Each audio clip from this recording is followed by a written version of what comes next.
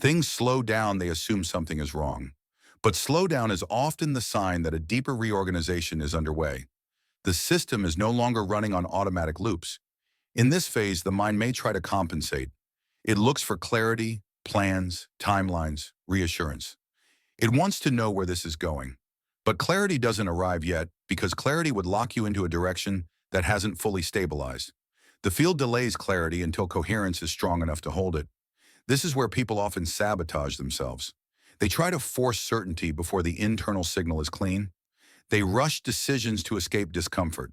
They attach to new goals too early, not because they're aligned, but because uncertainty feels intolerable. But uncertainty is not the enemy here. It's the container. Quantum systems behave differently when they're observed too aggressively. Measurement collapses possibility prematurely. In human terms, that means overanalyzing this phase can freeze outcomes before they've had a chance to organize optimally. The field needs space to arrange probabilities without constant interference. That's why this period feels quiet. Not empty, but quiet. The noise of striving fades. And without that noise, many people feel exposed. They're not used to existing without constant internal pressure. But pressure is not power.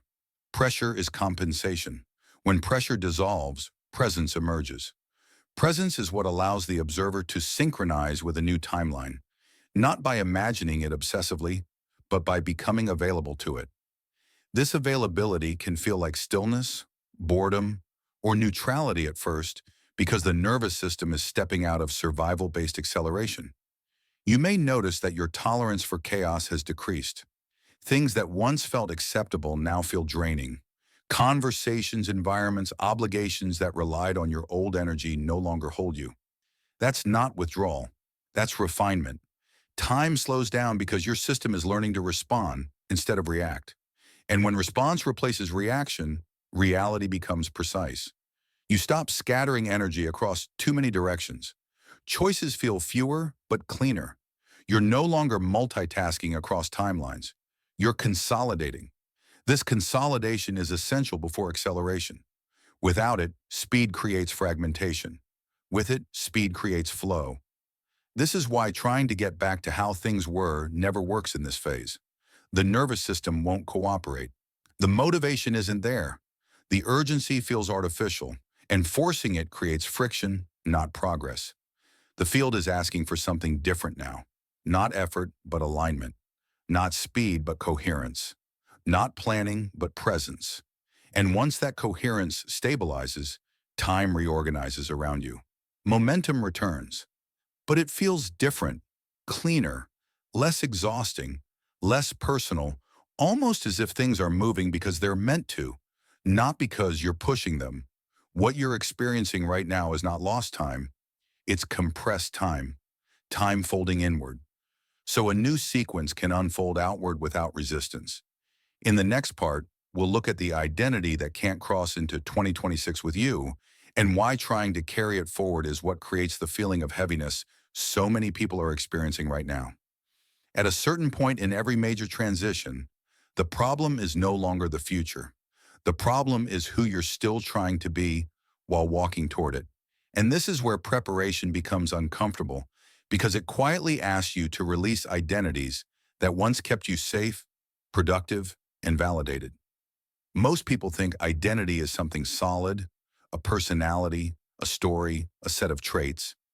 In reality, identity is a pattern of responses you've practiced long enough that it feels like you. And when a new timeline begins forming, that pattern either adapts or creates friction. This is why 2026 feels heavy to some and strangely calm to others. The weight isn't coming from the year itself. It's coming from the attempt to carry an identity that was built for a different frequency into a reality that no longer responds to it. Quantum physics frames this as observer mismatch. The observer collapses reality, but only when the observer is coherent with the probability field they're trying to enter. When identity lags behind intention, the collapse becomes unstable. Reality resists not because it's cruel, but because the signal is conflicted. You may notice this as an internal resistance to things that once defined you. Goals you used to defend feel optional, roles you used to protect feel heavy. Even certain versions of success no longer feel worth the effort they demand. This doesn't mean you're losing direction. It means your system is rejecting an outdated blueprint. Neuroscience explains why this feels unsettling. What if the reason nothing seems to be moving right now is not because you're behind, but because something is being quietly rearranged beneath your life? Not in a dramatic way, not in a way you can easily explain to anyone, but in a way you can feel a strange sense that pushing forward no longer works the way it used to. That old motivations don't ignite the same fire.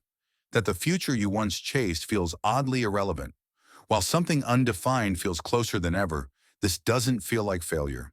And it doesn't feel like excitement either. It feels neutral, almost empty, as if the noise that once drove your decisions has gone silent. And you're left with a space you don't quite know how to interpret. Most people rush to fill that space. They assume something is wrong. They try to fix it, optimize it, force clarity where none is meant to exist yet. But this space isn't a problem. It's preparation. Right now, many people are trying to sprint toward 2026 with the same internal structure that carried them through previous years. Goals, urgency, pressure, constant self-correction. And that's exactly why it feels heavy. The system you've been using to move forward no longer matches the reality you're about to enter. This is where time starts behaving strangely. Days feel slow, yet weeks disappear. Plans feel fragile. Certainty feels unnecessary. And beneath all of it, there's a quiet sense that something is ending. Even though nothing obvious has collapsed. No dramatic loss, no clear trigger, just a subtle withdrawal of energy from a life you once thought you were building toward. That withdrawal isn't loss, it's intelligence. From a quantum perspective, reality reorganizes the observer before it reorganizes circumstances. The field doesn't wait for January to begin a new cycle. It begins when the internal signal changes. And one of the first signs of that change is disengagement from identities that can't follow you forward. You're not losing ambition, you're shedding an outdated orientation toward life. Neuroscience mirrors this perfectly. When the brain detects that old prediction models are no longer useful, it reduces emotional investment in them. Motivation drops, urgency fades, not because you're lazy, but because the system is conserving energy for a recalibration. It's preparing to run a different program. This phase feels uncomfortable because it removes familiar tension. And tension, even when exhausting, feels safe. Without it, the mind searches for something to hold on to, a plan, a timeline, a guarantee. But none of those are available right now because they would anchor you to the past. And this is where most people interfere with their own preparation. They mistake this pause for stagnation. They try to recreate urgency. They force decisions. They cling to old versions of themselves just to feel productive again. But productivity is not the goal of this phase. Coherence is. The reason this preparation feels quiet is because it's happening below the level of thought. Your nervous system is adjusting. Your identity is loosening. Your relationship with time is changing. You're being moved out of survival-based momentum and into something far more precise. This is why forcing clarity right now feels wrong. Clarity belongs to the next phase. This one belongs to release. Release of pressure, release of outdated goals, release of the version of you that needed struggle to feel alive. You don't need to know what comes next yet. You only need to recognize that the stillness you're in is not an absence of movement. It's the absence of resistance. And that distinction changes everything. Because once resistance dissolves, reality doesn't need to be chased. It reorganizes naturally around the signal you're becoming. What you're feeling right now is not delay. It's not confusion, and it's not a mistake. It's preparation. And the reason it feels unfamiliar is because you've never entered a new cycle from this level of awareness before. In the next part, we'll break down why time itself feels distorted during this phase and how the quantum field uses these slow moments to set up the fastest shifts later on. One of the first things people notice during deep preparation phases is that time stops behaving the way it used to. Days can feel long and weightless at the same time. Weeks pass quickly, yet nothing seems to happen. The mind tries to label this as lack of progress, but what's actually taking place is a recalibration of how you relate to time itself.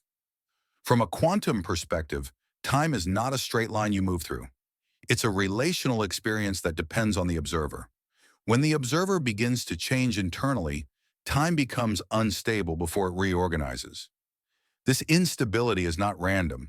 It's a signal that the old timeline you were synchronized with is losing relevance. This is why pushing forward feels harder right now.